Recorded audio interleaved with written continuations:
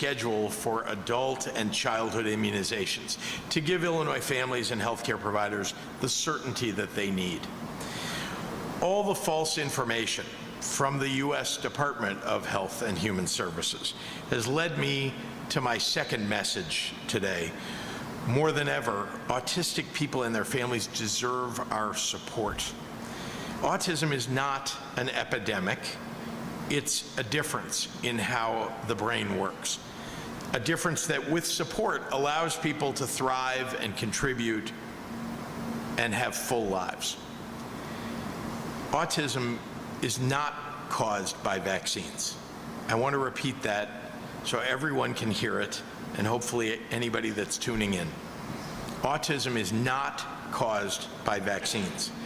It's not caused by Tylenol. If you're pregnant and your doctor recommends acetaminophen, let me repeat that word for anybody who doesn't know how to pronounce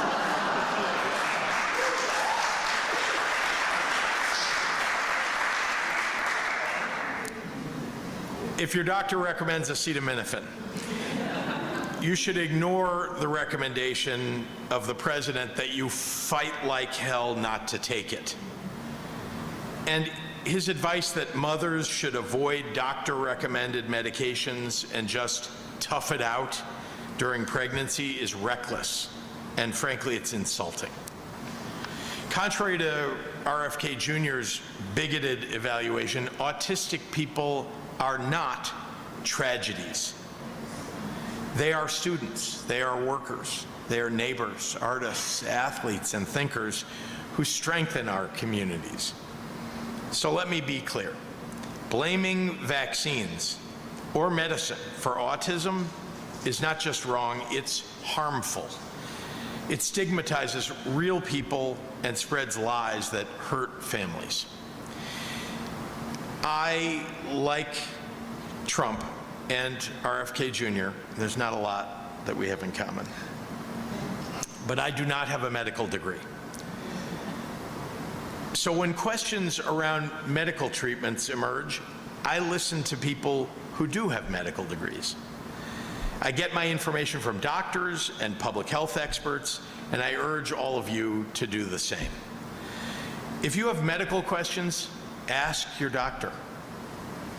If you see some healthcare recommendation on social media that you aren't sure about, ask your doctor. If you hear something about health that's confusing or incoherent or it even scares you, ask your doctor. And if you're looking for answers and you don't have a doctor who's easy to access, you can ask doctors who work for the Department of Public Health by going online and visiting dph.illinois.gov. We can keep each other safe and keep each other healthy and informed. But we can't do that unless we ask questions and get information from people who've been trained their whole lives to protect and heal us. So this is my most important message of today. Once again, ask your doctor. I want all of you to have the facts, and that's why I thought it would be important to ask real questions to real doctors today who are real medical experts. You don't have to listen to everything that they say, you don't have to agree with everything they say, but they do know what they're talking about. So today we're joined by three of the most renowned medical doctors, not just in the state of Illinois, but in the country. You know, we were very fortunate through COVID-19 to not have to rely on doctors from other places because we already have world-class medical experts and leaders in the state of Illinois. And once again, we have world-class medical experts that are here to help us answer a few questions. Let me start with Dr. Emily Landon, Associate Professor of Medicine and Executive Medical Director of Infection Prevention and Control at UChicago Medicine. Raise your hand. Just, yeah, there you go. Emily Landon. Next to her is Dr. Lin Yi, a maternal fetal medicine physician and the Vice Chair of Health Policy and Advocacy Committee for the Society for Maternal Fetal Medicine. Thank you for joining us.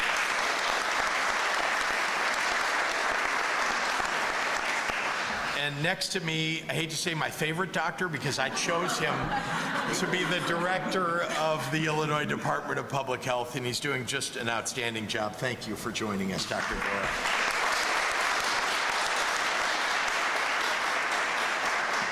So I want to start with a quick lightning round of questions for them collectively to help us answer, hoping for just a yes or no answer to each, and then we'll hear a little bit of detail after that, because I want to just cut through the noise so everybody can see the answers and hear the answers easily, directly. So we're going to start with, are vaccines considered safe and healthy and effective? What do you know?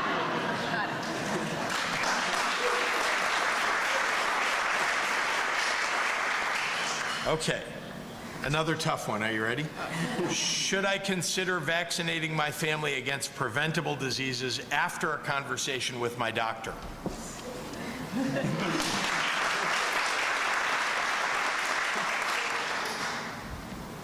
So I want to stop because we have a few other questions, but I want to just stop for a moment and ask Dr. Landon, who I just want to side note point out that during the pandemic was such an enormous help to the people of Illinois. At one of our very earliest press conferences, she stood up and, in a very tough moment when the President of the United States was saying something completely different, she was willing to stand up and just remind everybody how important it is to stay safe, to listen to doctors, to do the right thing, and whatever's good for you and your family. And so I really appreciate her. So Dr. Landon, would you mind saying a few words about vaccinations and how families ought to operate in the world of all the disinformation?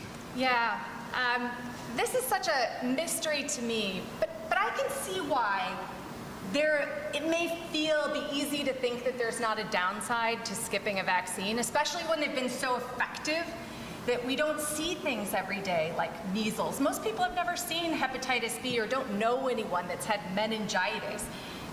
Most people don't even know someone who's had a serious case of influenza or COVID. But as healthcare providers, healthcare workers, and doctors, we see what you don't. Babies in the hospital who struggle with RSV, adults with chronic liver disease who contracted hepatitis B as an infant, patients struggling to breathe in the ICU because they have a serious complication of COVID or influenza, young women with cervical cancer. All of these are preventable with vaccines. Just like you buy home insurance, you have smoke detectors, and you wear seatbelts, vaccines help protect you and your family against high risk but low likelihood problems. Skipping them because you think it can't happen to you is a mistake. Now, I know some people worry about side effects, and so do I. All medicines, including vaccines, have them. But every medicine, including vaccines, undergo really rigorous safety testing. Those words, safe and effective, aren't just words to us. They are a medical sort of shorthand for an incredibly rigorous process by which drug manufacturers and researchers prove to other clinicians and experts at the FDA and other healthcare workers that medicines and vaccines are able to provide the benefit they claim to everyone or almost everyone who receives them with no excess side effects or no undue out of proportion side effects. And because we give vaccines to healthy people to prevent something, not necessarily like medicines where we give it to a sick person to fix something, the bar is even higher for what's considered safe and effective. Those trials require thousands of people just like us to volunteer to receive experimental medicines or vaccines, and then be tracked, followed, poked, and prodded for an extended period of time afterwards to collect the data that we then use, and it's submitted to journals and published widely so that people like us can pick over it and look through it and critique it and figure out if we really believe that these things work. The vast majority of new drug applications, including vaccines to the FDA, never make it to safe and effective. So when we say that we think that medications and vaccines are safe and effective, that means something to us. It's not just words. I know it's hard as a human when something bad does happen. We always want to blame something, anything. when your mom has a heart attack or your child is diagnosed with autism, you sort of scour your memory to think about what might have been different in the weeks or days leading up to that diagnosis. And it can maybe soothe your mind a little bit to think that maybe it's that new medicine or that vaccine. But as healthcare providers, we know that's an incredibly slippery slope. Because if we put too much into a few rare events, we might keep other people from receiving potentially life-saving treatments and therapies and vaccines. We have to trust in the science of epidemiology, which is not a word that most people knew before the pandemic, but it's a way of using math and science to help us figure out whether or not things that happen are more likely to happen after someone's received a vaccine, or if it's the same or less likely as someone who didn't receive that vaccine. Now, you may not realize this, but you depend on the science of epidemiology every day. It's what's brought clean, safe drinking water to the tap in your kitchen. It's how we have car seats and seat belts in our cars. It's how we have sewer systems and waste management. It's why you have worry-free, non-raw milk for your cereal. It's why you have folate supplements in pregnancy to prevent neural tube defects, cancer chemotherapy, and a host of other medical innovations that have made our modern life and our lifespan possible, including vaccines. You don't have to understand the nuance of the math. That's for us. And we'll explain it to you if you ask. But I urge you to trust that science for vaccines as much as you trust it for everything else. If you worry about your own personal need and a concern about a health concern you have or a side effect from a vaccine, talk to your doctor. We can help you walk through that. Don't rely on scary stories, and be careful who you trust. Sometimes it might seem like medical professionals who give speeches at press conference are really just parroting talking points. But we are ultimately just like you. We worry about whether we're doing right by our kids, whether we're doing the right thing for our aging parents. Some of us struggle with chronic health problems. We've taken care of family members who've faced really serious illnesses too. And we know how hard it is to make a decision to take a medicine or do something that seems foreign and weird to you. But as healthcare workers, we also get to see, yes, the tragedies, but also the successes. The people who don't grow up with hepatitis B, the kids who don't have measles. And that's why every single one of us up here is going to make time to roll up our sleeves and get our COVID and influenza vaccines this year and every single year, even if we're going to be a little tired and sore afterwards. And we strongly recommend that you do it too. Sure.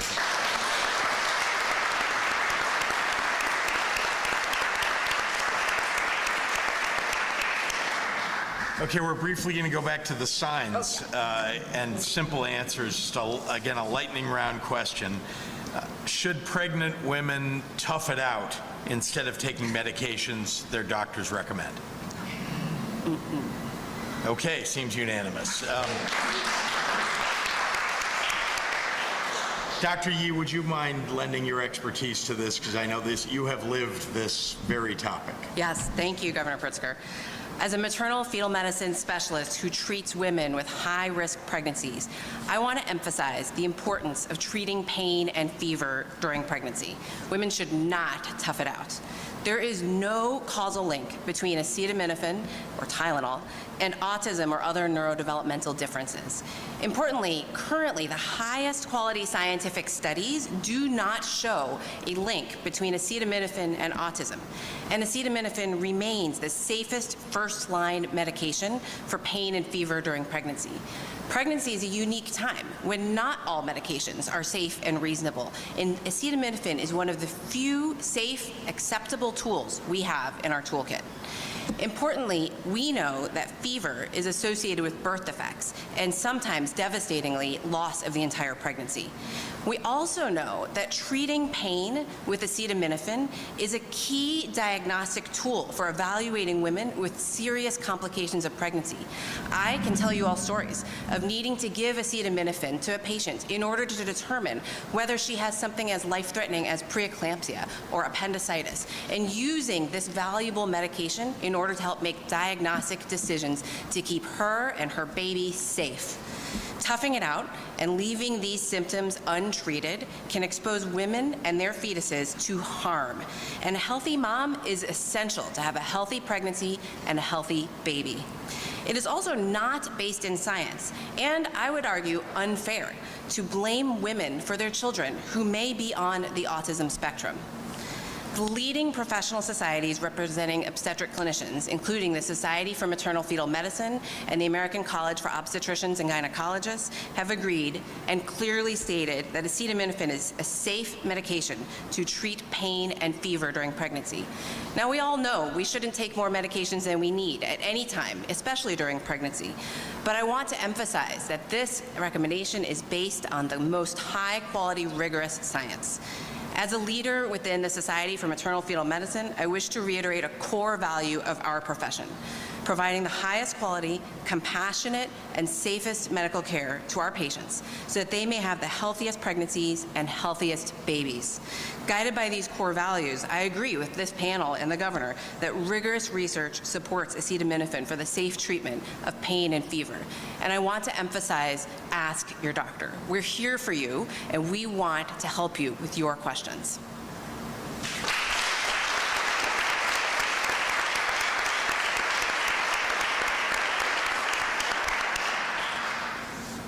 All right, back to our paddles. Are you ready?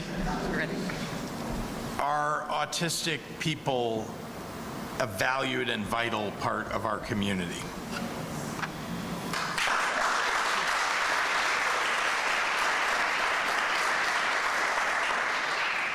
Is autism an epidemic?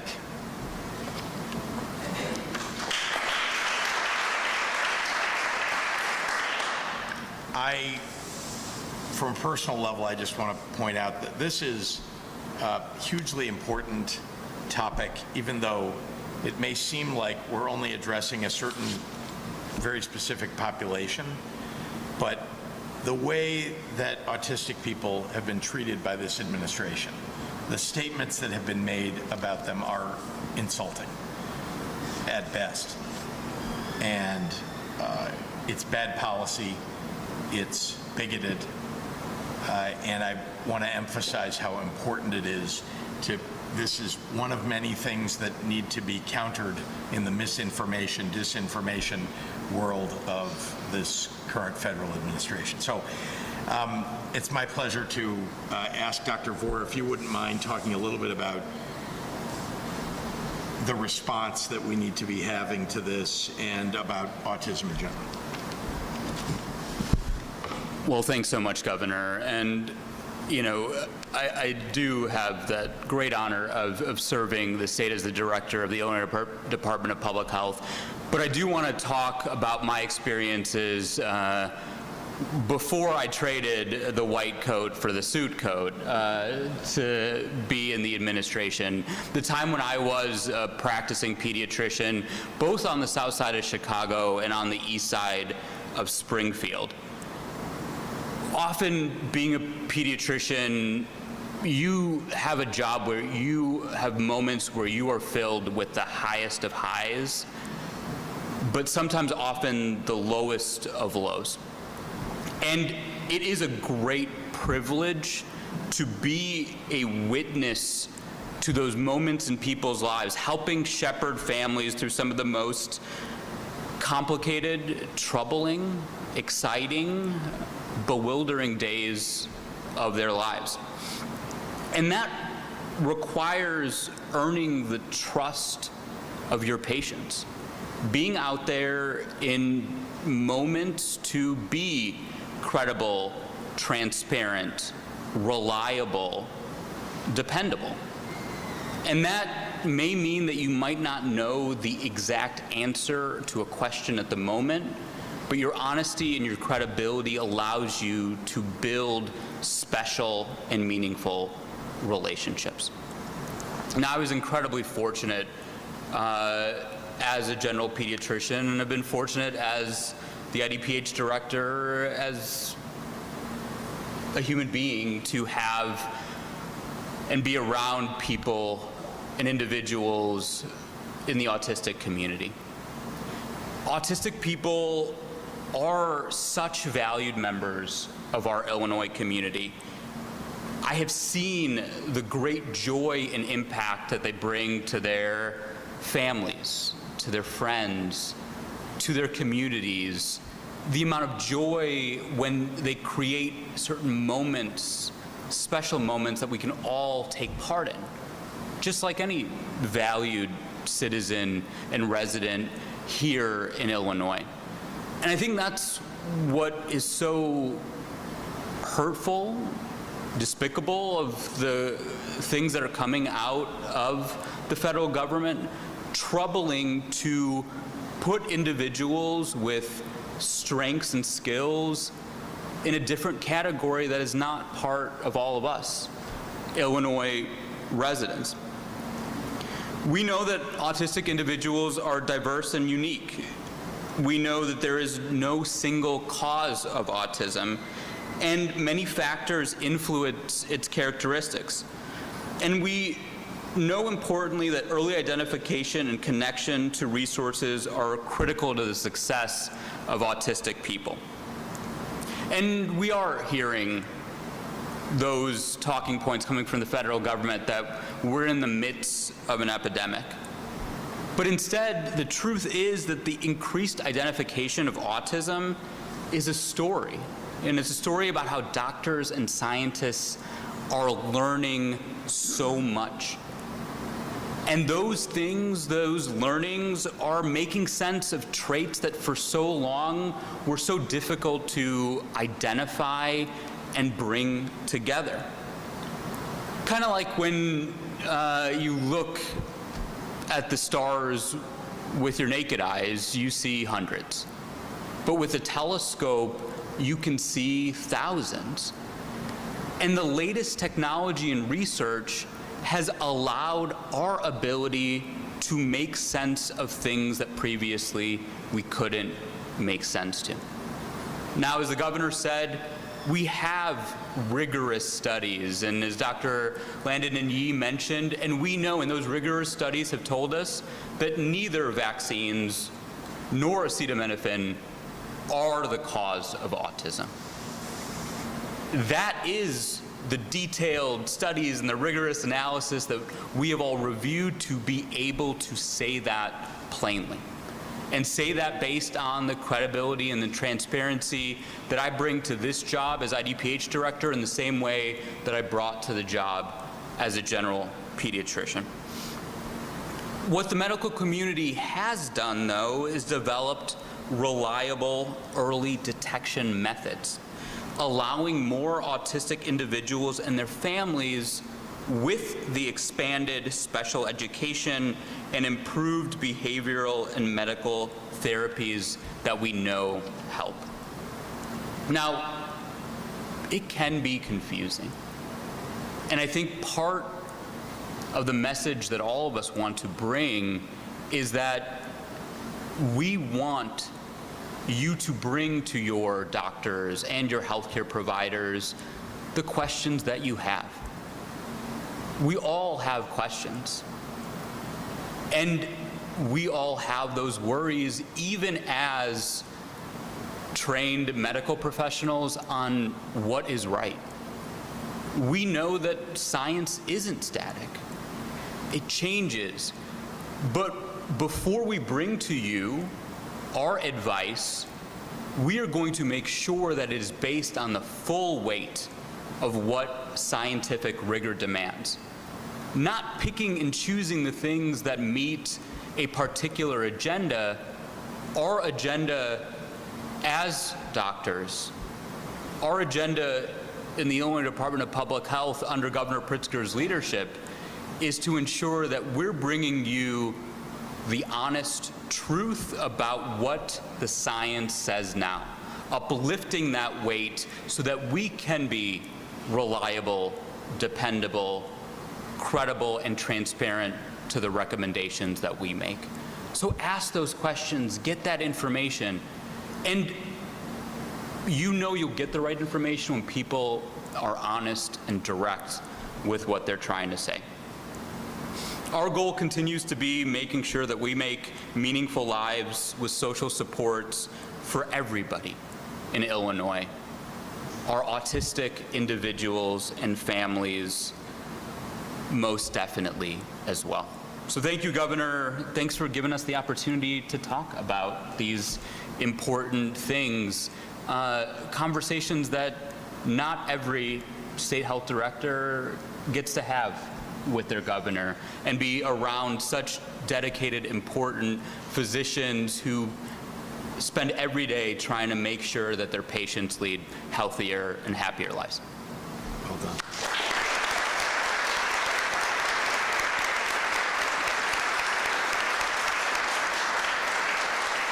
I have one last lightning round question.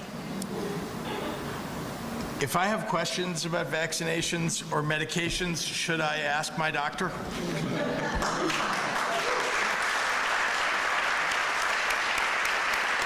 So, look, there is much more to say on this topic, but I thought it would be important for us to just have a straightforward, informed conversation and allow some experts to give advice.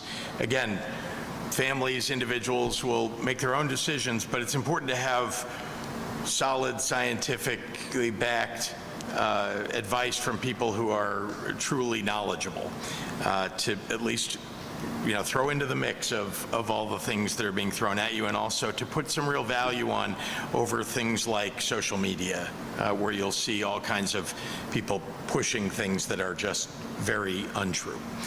So I want to thank all of you for joining us today. Very much appreciate your being part of this audience. I also want to thank our panelists today for their work, for their honest answers. Let's give Dr. Landon, Dr. Lee, and Dr. Vora a big round of applause.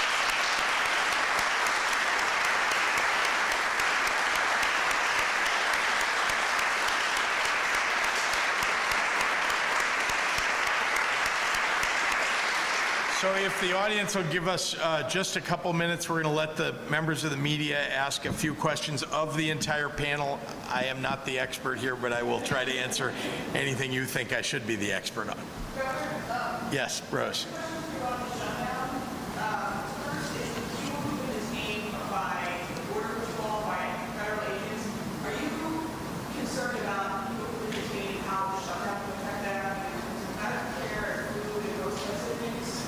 Yeah, there are vital services that will get covered nonetheless, but the issue with the shutdown, as you know, is that the agencies don't get reimbursed for the services that they provide. So if the shutdown goes on for some period of time, that's where you'll see the problem. We also have, as you know, 45,000 people, you may know, 45,000 people in the state of Illinois who are being furloughed as a result of that shutdown. And then I'll just take it up 10,000 feet to remind everybody that why this shutdown is taking place. The President of the United States decided to shut down the government because he's unwilling to sit down with Democrats to discuss things, and he thinks that the right thing to do is simply to fold his arms and let people go without pay to get furloughed and let all the services that people rely upon shut down. I think that's wrong, and I think that instead, because you need Democratic votes to get something done here, that he should simply sit down with the leaders and actually hash out a deal. He wrote a book, or supposedly wrote a book, called The Art of the Deal, and says he's a great deal maker. Time to go to work. Yeah.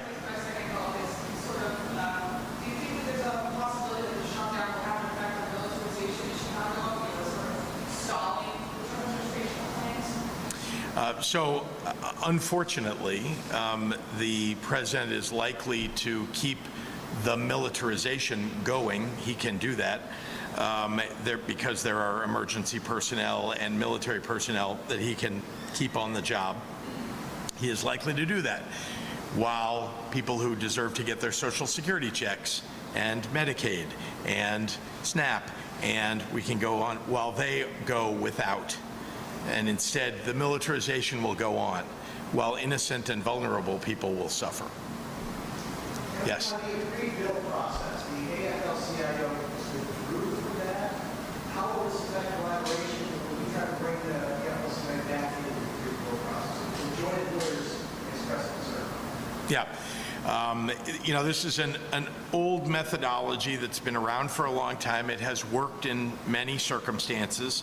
I understand the frustration of the leaders of the labor movement about the fact that Republicans across the country have been unwilling to actually cut deals that make sense with labor, and therefore they want action on their behalf. So I understand the perspective. I have to say we've seen the process work reasonably well in the state of Illinois before, but it's their prerogative to choose not to be part of that process. Yes, hi, Olivia. Any update on the possible military improvement in Chicago? I know you talked about the federal government. I feel so badly you've asked this question now 3 days in a row, and there really are no new updates. They are not communicating. This is the problem. If the federal government would simply discuss things with local law enforcement, with state law enforcement, with the governor of the state, we would be able to inform the public about what's happening. We still don't know any more than there was a memo that went from the Department of Homeland Security to the Department of War, and that memo was communicated to our National Guard, but not as an order for National Guard to go deploy 100 of our National Guard, but rather as just notice. And the rest of the process has not been fulfilled yet. Yes, Craig. One of my colleagues couldn't make it. President Trump, as you well know, has previously told Chicago a safe city. Yes, hotel occupancy numbers just released Chicago said the city set record numbers for tourism. What concern do you have that our federal authority here and the potential for National Guard could have on Chicago's reputation and tourism as well as? Yeah. I mean, I'll just remind everybody in this room and anybody listening, Chicago is the greatest city in this country.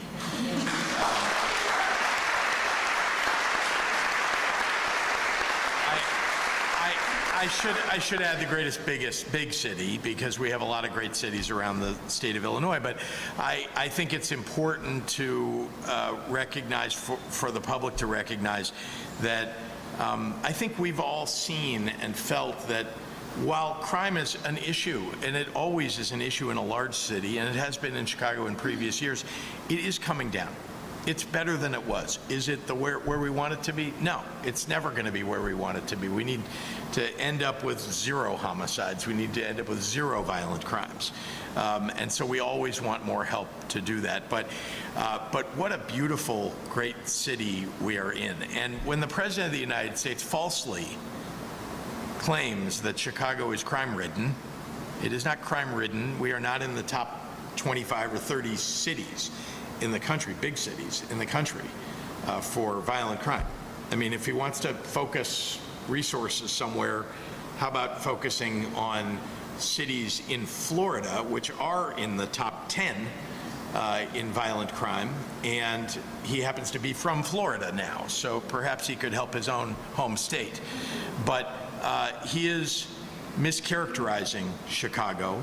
He clearly doesn't know anything about Chicago. He's unwilling to read anything about Chicago because the statistics are there. I know some people don't believe in statistics. Maybe they're the same people who are spreading disinformation about vaccinations. But I can say this, that if he visited Chicago, what he would see is, I think, what many of us see: a vibrant big city, a great place for tourists to come.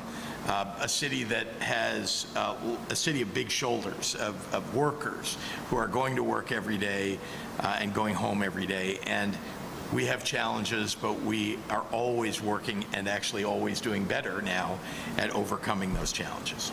And the question from my fellow doctors, obviously you're aware of the Bears' economic report that came out yesterday suggesting that it's going to require $855 million in public funds for the infrastructure in and around there. Would you support any of that, given the fact that this project was anchored by privately funded fair cities, but also would include housing, office, hotel, retail space, et cetera? What I can say is I haven't evaluated all the details of that plan, but I can say this. I'm a believer in helping businesses come to Illinois, grow in Illinois. I want new, buildings and construction to occur all over the state. And I will help promote that in any way I can. I think I've been a very pro-business governor, trying to get incentives in place for businesses, making sure that we're training people for the jobs that are available. So I want them to build a stadium where they can and decide to build a stadium.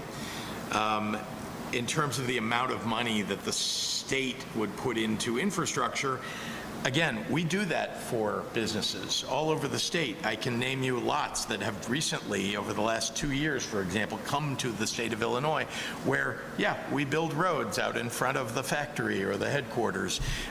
We build sewers. We help bring in a substation. Whatever it is that's required for, infrastructure. But it's not an unending expenditure that we will put in, and I haven't looked at the numbers or how much of that would come from local government, from county government, from state government. But we work with businesses all the time, and I think that a wealthy and successful business, even if the team is not as successful as I would like them to be, although more successful recently than in the first couple of games. But it's a successful business. It's a very successful family, a billionaire family. And, it's a $9 billion, I guess, $8.9 billion valuation that they just raised money at. And so, the state expects them to put a substantial amount of money forward to do whatever it is that they want to do with their private business. And the state will help where we can on infrastructure and other things that are the job of the state, help educate people who might, work in different jobs that are available from it. But I just want to reiterate, what we won't be is an unending, hole full of money that is, feeding it to a stadium when we have so many other valuable things that the state should be investing in for the people. Governor, a follow-up to that question. Yes, sir. You said before that you want the Bears to pay off the loan still outstanding on Soldier Field's renovation before you support any state assistance with any infrastructure around the new stadium at Arlington Heights. Have you heard anything from the Bears that would cause you to change that position or get you closer to yes?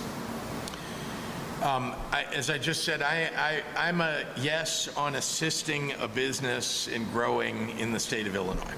As far as paying off the debt that it still exists, let me paraphrase and reiterate what I mean, which is we need to make sure that the taxpayers are not burdened by the debt that was put on in the building of the stadium if we're then going to go on and support more funding for anything to do with the next stadium. I also want to add that I would like them to be in the city of Chicago. This is not me demanding anything. I'm just as personally, as a fan of the Bears, I would love it if they would stay in the city of Chicago.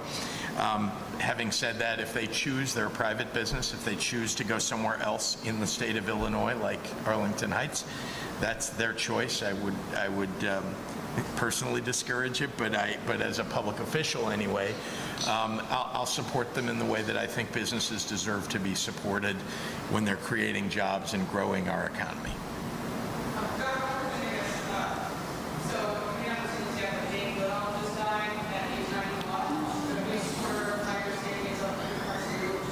Of what? Sorry, I didn't hear what you said. Yeah. Goodall. Yeah. Yeah. Yes. I mean, I literally am just hearing this, so but I will say, I mean, look,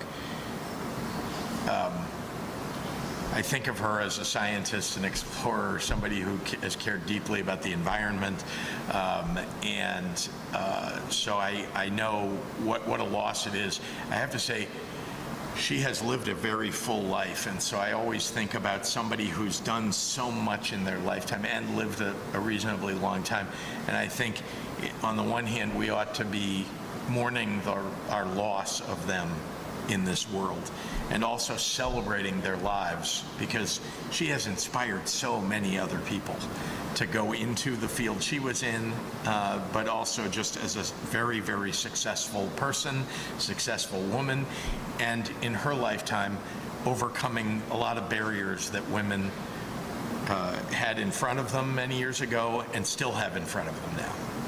Thanks, everybody.